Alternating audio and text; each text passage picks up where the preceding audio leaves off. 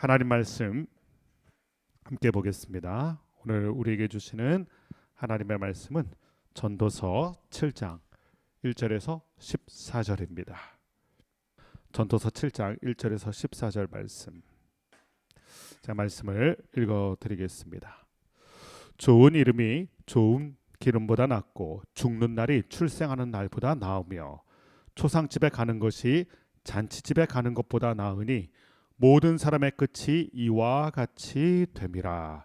산자는 이것을 그의 마음에 둘지어다. 슬픔이 웃음보다 나음은 얼굴에 근심하는 것이 마음에 유익하기 때문이니라. 지혜자의 마음은 초상집에 있으되 우매자의 마음은 혼인집에 있느니라. 지혜로운 사람의 책망을 듣는 것이 우매한 자들의 노래를 듣는 것보다 나으니라. 우매한 자들의 웃음소리는 솔 밑에서 가시나무가 타는 소리 같으니 이것도 헛되니라. 탐욕이 지혜자를 우매하게 하고 뇌물이 사람의 명철을 망하게 하느니라. 일의 끝이 시작보다 낫고 참는 마음이 교만한 마음보다 나으니 급한 마음으로 노를 바라지 말라. 노는 우매한 자들의 품에 머무름이니라. 옛날이 오늘보다 나은 것이 어찌미냐 하지 말라. 이렇게 묻는 것은 지혜가 아니니라. 지혜는 유산같이 아름답고 햇빛을 보는 자에게 유익이 되도다. 지혜의 그늘 아래에 있음은 돈의 그늘 아래에 있음과 같으나 지혜에 관한 지식이 더 유익함은 지혜가 그 지혜에 있는 자를 살리기 때문이니라. 하나님께서 행하시는 일을 보라. 하나님께서 굽게 하신 것을 누가 능히 곧게 하겠느냐. 형통한 날에는 기뻐하고 곤고한 날에는 되돌아보아라. 이 두 가지를 하나님이 병행하게 하사 사람이 그의 장래일을 능히 헤아려 알지 못하게 하셨느니라. 아멘. 전도서의 말씀을 계속해서 보는데 전도서는 시가서 중에서도 지혜 문학 중에 하나입니다. 그러니까 전도서를 우리가 볼 때 초점을 맞출 때 언제나 이 지혜, 세상의 방식이 아닌 하나님의 방식, 땅의 방식이 아닌 하늘의 방식, 사람의 생각이 아닌 하나님의 깊고 오묘하신 경륜과 그 생각, 그 지혜를 붙들고 그 지혜를 자양분으로 삼아서 인생을 경영하는 것이 복된 인생이다. 그것이 전도서가 우리에게 주는 메시지입니다. 그래서 오늘 말씀도 보면 이 지혜라는 단어가 후반부, 중후반부에 계속해서 등장하게 됩니다. 우리의 인생이 지혜롭고 또한 지혜로운 인생을 만들어 가야 되는데 그렇다면 어떤 인생이 지혜로운 인생인가? 오늘도 이 전도서는 우리 가운데 알려주고 있습니다. 1절 말씀 보면 좋은 이름이 좋은 기름보다 낫다. 좋은 이름, 좋은 기름. 특별히 여기서 이 기름을 뜻하는 단어가 우리가 잘 아는 그 올리브유, 감람나무 기름을 이야기합니다. 이 유대 사회에서는 이 감람나무, 올리브유가 굉장히 중요한데 올리브 기름은 첫 번째 짠 기름은 성전을 밝히는 데 쓰이는 아주 유용한 도구입니다. 거룩한 기름이라고 그러죠. 두 번째 짜낸 기름은 약용과 미용 도구로 쓰입니다. 그리고 그 다음으로 짜낸 것은 식용으로 쓰게 되고 그 다음에 그 찌꺼기는 동물의 귀한 또 사료가 된답니다. 그러니까 기름은 굉장히 유용하고 다양하게 쓰이는 것을 알 수 있습니다. 그래서 유대 사회에서는 좋은 기름을 가진 것은 뜻하는 의미가 그에게 풍족한 삶을 상당한 재력을 뜻하게 되는 것입니다. 그러니까 좋은 기름을 많은 사람들이 사모했겠죠. 좋은 기름을 더 많이 갖고자 했을 것입니다. 그리고 좋은 기름을 가질수록 사람에게 인기가 많았을 것입니다. 그런데 오늘 지혜를 알려주는 이 전도서의 말씀 보면 좋은 기름보다 더 좋은 것, 더 나은 것이 있는데 그것이 바로 좋은 이름이다. 좋은 이름이 좋은 기름을 갖는 것보다 더 나았다. 여기서 낫다라는 표현이 중요합니다. 이 낫다라는 표현은 하나님께서 인정하신다, 하나님 보시기에 좋다라는 뜻입니다. 그러니까 좋은 이름이란 장명을 잘했다, 사람들에게 인기 있다, 이것이 아니라 하나님이 인정하시는 이름이다. 그것이 더 중요한 것이다 알려줍니다. 이 말씀을 1절 말씀을 보면 생각나는 예수님의 비유가 있습니다. 부자와 나사로의 비유. 두 사람이 등장하죠.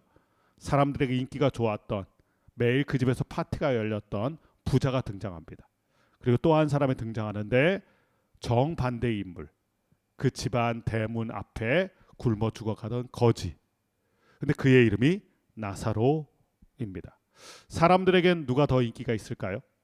좋은 기름이 늘 넘쳐났던 부자가 인기가 있었을 것입니다. 그런데 중요한 건 성경에 보면 그 사람의 이름이 등장하지 않습니다. 성경의 기록은 하나님의 기억입니다. 그러니까 하나님이 기억하시지 못하는 이름. 분명히 사람들에게는 인기가 많았겠죠. 늘 좋은 기름이 넘쳐나던 그 집이었고 늘 파티가 펼쳐졌던 그 집. 그러나 하나님께 인정을 받았던 건 그 앞에서 굶어 죽어가던 그 한 사람 나사로였습니다. 누구도 알아주지 않았지만 성경이 기록하고 있고 하나님의 기억 속에 있는 그 사람. 누가 더 복된 사람일까요? 누가 더 의미 있는 인생일까요? 지혜는 인생의 재미를 추구하는 사람이 아니라 인생의 의미를 추구하는 사람인데 누가 더 지혜롭고 의미 있는 인생인가? 좋은 이름을 가졌던 그 나사로, 하나님이 기억하시는 그 이름 나사로, 그 이름이 더욱더 복되고 의미가 있고 지혜로운 인생이 되었던 것입니다. 그러므로 우리가 사모해야 될 게 있어요. 좋은 기름, 세상은 좋은 기름 사모합니다. 이게 세상의 방식이죠. 그러나 하늘의 방식으로 살아가고 지혜를 품고 살아가기 위해선 우리가 하나님의 인정을 받는 그 사람이 되는 것, 그것이 중요하다. 그것을 솔로몬이 우리에게 알려주고 있습니다. 두 번째는 죽는 날이 출생하는 날보다 낫다라고 얘기합니다. 그리고 2절에서는 초상집에 가는 것이 잔치집에 가는 것이 낫다라고 얘기합니다. 왜 더 나은 인생일까요?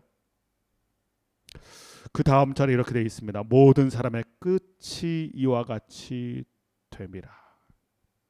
시작이 있으면 반드시 끝이 있습니다. 저희가 12월을 이번에 성탄주간 보내게 되게 되면서 한 해를 마무리하는데 한 해 끝자락에 오면 항상 생각나는 게 있죠. 시작이 생각납니다. 내가 어떻게 시작했을까? 그리고 어떻게 마무리하고 있는가? 시작을 잘하는 것도 중요하지만 시작이 반이라는 얘기도 있지만 그러나 끝을 잘 맺어야 모든 것이 마무리가 되는 것입니다. 그래서 이 끝이 있다는 것을 늘 기억해야 됩니다. 지혜로운 사람은 그래서 끝을 생각합니다. 내 인생의 끝, 시간의 끝. 그것이 죽는 날이고 어떻게 보면 초상집이죠. 그래서 시작이 있으면 끝이 있다는 것을 기억하고 그 끝을 잘 마무리하는 것이 지혜로운 인생이다. 끝이 없는 것처럼 살아가는 사람이 많아요. 그리고 끝이면 끝날에 그 마침표가 인생의 끝이라고 생각하는 사람도 많아요. 그러나 사실 그 죽는 날은 인생의 마침표가 아니라 새로운 쉼표죠.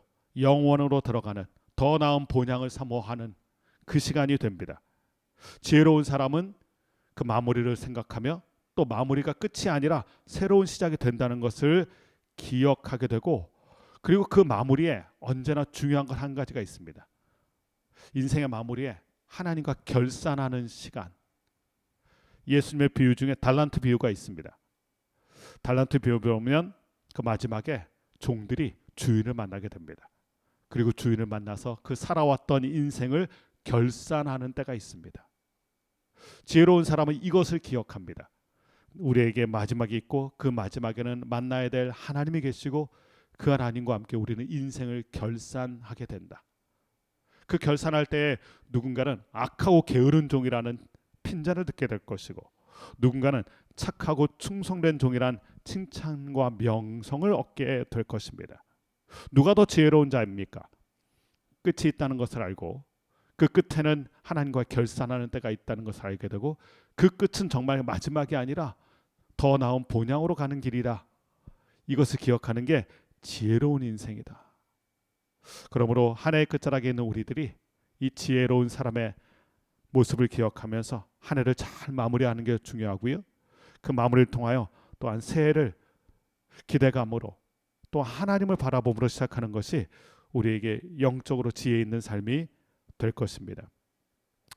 또한 오늘 3절 말씀 보면 슬픔이 웃음보다 낫다. 근심하는 것이 마음의 유익이 되기 때문이다. 사람들은 근심이란 단어, 슬픔이란 단어를 별로 좋아하지 않습니다. 그런데 웃음은 우리의 인생에 넓이를 주지만 슬픔은 인생에 깊이를 준다는 말이 있습니다. 슬픔이 주는 우리의 유익이 있다는 것입니다. 인생을 되돌아보게 하고요. 인생에 깊이를 준다. 슬픔도 필요하고요. 기쁨도 필요합니다. 기쁨은 우리의 넓이를 주지만 슬픔은 우리의 인생에 깊이를 줍니다. 그리고 그 슬픔을 당할 때 사실 우리는 우리의 한계를 느껴요. 나의 연약함을 느끼고 나의 부족함을 느끼게 됩니다. 그러면서 우리는 절대자이신 하나님을 더 의지하게 됩니다. 그래서 슬픔이 주는 유익이 있어요. 하나님을 더 간절히 소망하게 돼요. 인생의 슬픔을 통하여 하나님 앞에 더 깊이 나아가는 은혜가 있다는 것입니다. 절망을 갈망으로 바꾸는 은혜가 있습니다. 그것을 잘 보여주는 게 기도의 여인 한나입니다. 한나가 그런 고백을 했습니다. 나는 마음이 슬픈 여자라. 근데 거기서 끝나지 않았습니다. 성소 깊이 나아가죠. 그리고 그 성소에서 하나님을 바라보면서 하나님의 은혜를 입게 되고 그의 인생에 영적 전환점을 얻게 됩니다. 그래서 슬픔이 꼭 나쁜 것만은 아닙니다. 그 슬픔을 통하여 우리는 우리 인생에 기쁨을 주시는 하나님 앞에 더 나아가게 되고요. 또 인생의 깊이도 갖게 되는 것입니다. 4절 말씀 보면 지혜자의 마음은 초상집. 오늘 계속 끝자락에 대한 이야기를 하시고요. 또 초상집이라는 단어가 두 번이나 등장하게 되죠. 초상집에 가는 게 왜 유익이 될까요? 우리에게 끝이 있다는 사실을 분명하게 보여주는 사건이기 때문에 그렇습니다. 시각적으로, 청각적으로 분명하게 보여주는. 그리고요, 그 끝에는 끝자락을 보면서 우리가 여러 가지를 느끼게 됩니다. 인생 무상도 느끼게 되지만 그러나 인생의 끝자락이 있다는 것도 알게 되고요. 그 유명한 예화가 있지 않습니까? 알렉산더 대왕이 죽었을 때 그 천하를 호령하던 알렉산더 대왕의 그 관에 구멍을 내서 두 손을 밖에 내놓게라. 아무것도 못 가져갑니다. 그리고 그 모습으로 주님 앞에 서게 됩니다. 어떻게 살아왔는지 그 삶의 존재를 가지고 주님 앞에 서게 됩니다. 그리고 결산하게 되는 것. 그래서 초상집에 갈 때마다 우리는 인생 앞에 겸손해지게 되고요. 끝이 있다는 것을 알게 되고요. 그러나 그 끝이 마침표가 아니라 영원으로 들어가는 쉼표인 것을 알게 되고 거기서 만나야 될 하나님이 있다는 것을 알게 되기 때문에 우리 인생에 그것이 지혜의 메시지가 된다. 이것은 오늘 지혜자인 솔로몬은 우리 가운데 알려주고 있는 것입니다. 또한 또 지혜에 대해서 얘기하는데 5절 말씀을 보십시오.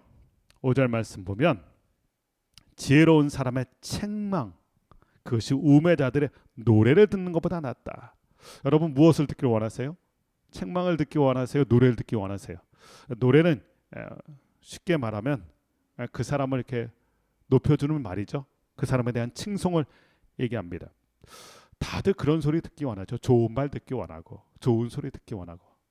근데 그런 말을 잘하는 사람을 우리는 사실 경계해야 됩니다. 나에게 특히 좋은 소리만 하는 사람을 경계해야 됩니다. 조선의 역사를 간신의 역사라고 하지 않습니까? 왜 왕들이 쓰러졌습니까? 충신이 아니라 간신의 소리, 무엇이든 다 옳다고 말하는 그 소리를 들었다가 망하게 된 거죠. 사실 책망은 따가운 소리입니다. 그래서 책망을 듣는 것을 좋아하는 사람은 없지요. 그러나 그 책망이 사람을 사람답게 만들어줘요. 인생의 궤도를 수정하게 해줍니다. 잠언 말씀 보면 아버지가 아들에게 내 아들아 하면서 주는 지혜 조언들이 있어요. 잠언도 지혜 문학 중에 하나인데 아버지가 아들에게 책망하는 소리입니다. 요즘 말로 뼈 때리는 말들을 많이 하죠. 그 말이 사실은 쓴 약이 몸에 좋은 것처럼 그 쓴 소리가 삐뚤게 가던 그 아들을 다시 돌이키게 됩니다. 책망은 쓴소리 같지만 그러나 살리는 약과 같은 소리입니다. 오히려 우리가 더 경계해야 될 것은 감언이설이죠. 오늘 그것을 우매자들의 노래라고 얘기하고 있습니다.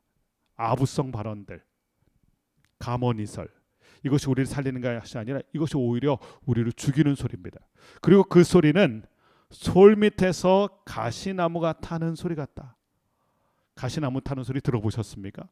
타다닥 소리 나지만 공허해요. 완전히 사라지고 말아요. 다 흩어지고 날아가는 소리, 요란하지만 다 흩어지는 소리입니다. 그런 면에서 우리는 지혜로운 사람의 책망을 듣는 것을 기뻐해야 됩니다. 지혜자의 책망 중에 가장 좋은 책망은 무엇일까요? 바로 성경 말씀이죠. 하나님의 책망입니다. 모든 성경은 하나님의 감동으로 된 것으로 교훈과 책망과 바르게 함과 의로 교육하기에 유익하다. 성경 말씀 보면 우리를 깨우치는 말씀이 많죠. 책망하는 소리도 많아요. 그러나 그 하나님의 말씀 우리를 살리는 말씀이죠. 그러므로 우리가 날마다 그 말씀 앞에 나아가 거울과도 같은 그 말씀 앞에 우리가 겸손하게 되고요. 우리의 모습을 고치기도 하고요. 우리의 길을 궤도 수정하기도 하는 것입니다. 그것이 우리를 살리기 때문입니다. 그러면서 10절 말씀 보면 또 이런 말씀이 있어요. 10절 말씀 보면 옛날이 오늘보다 나은 것이 어찌미냐 하지 말라. 지혜자는 과거에 얽매이지 않는다는 것입니다. 과거는 소중하죠. 그러나 과거에만 매이게 된다면 미래로 날아오를 수가 없습니다. 하나님은 오늘이라는 시간을 선물로 주셨고요. 내일을 소망으로 주셨습니다. 그러므로 오늘을 살아가는 게 중요합니다. 지혜자는 과거에 연연하거나 과거에 머물지 않습니다.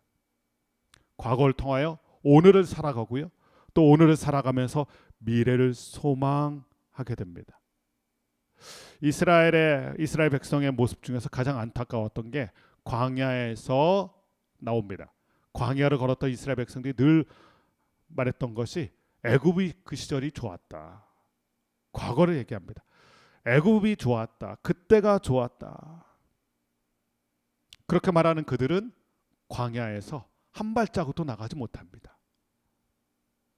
과거를 말하는 사람들의 특징입니다. 미래를 향해서 나아갈 수가 없습니다. 그것은 지혜가 아니라 우매한 일이다. 한 해를 마무리하고 있습니다. 여러 생각들이 있고요. 우리가 지혜롭게 살아갈 수 있는 방법을 오늘 전도서 말씀을 얘기해 주는데 과거를 재앙분 삼아서 오늘을 살아내며 미래를 향해서 나아가야 됩니다. 그것이 지혜다.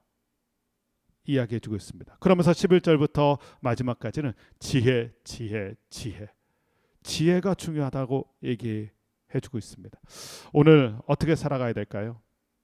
오늘 큐티 제목 보면 지혜자와 우매자의 다른 선택이라고 말합니다. 우리는 지혜를 선택할 수도 있고 우매를 선택할 수도 있습니다. 땅의 방식을 선택할 수도 있고 하늘의 방식을 선택할 수도 있고요. 사람의 생각을 선택할 수도 있고 하나님의 말씀을 선택할 수도 있습니다. 지혜자는 지혜로운 인생을 살아가기 위해서는 오늘 말씀을 통하여 보니까 하늘의 방식, 하나님 방식 그리고 말씀을 붙드는 것이 중요하다. 그것이 우리를 지혜롭게 만든다 이야기하고 있습니다. 오늘 말씀을 마음에 새기면서 오늘 하루를 지혜롭게 살아가고 또 한 해를 지혜롭게 마무리하면서 우리의 인생을 지혜롭게 세워가는 저와 여러분이 되시길 주님의 이름으로 간절히 축원합니다. 기도하겠습니다.